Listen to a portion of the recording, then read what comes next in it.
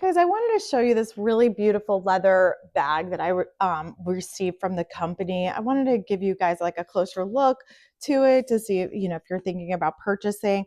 It definitely seems like a high-end luxury designer bag. It has these like really nice feet on it, so it stands up on its own. A handle, the backpack straps that you can adjust, a different pocket in the back. The hardware is really pretty on it, which I think is like a really important detail for something like this. It's like this aged brass.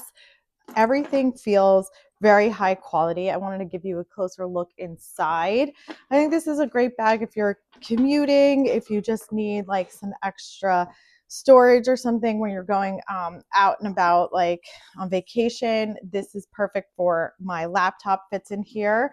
So you still have room for other things.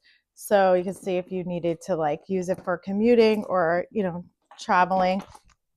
I also do have young kids. I would feel totally comfortable throwing in diapers and wipes and maybe some snacks in here and using it that way. The zipper again is like really nice, high quality.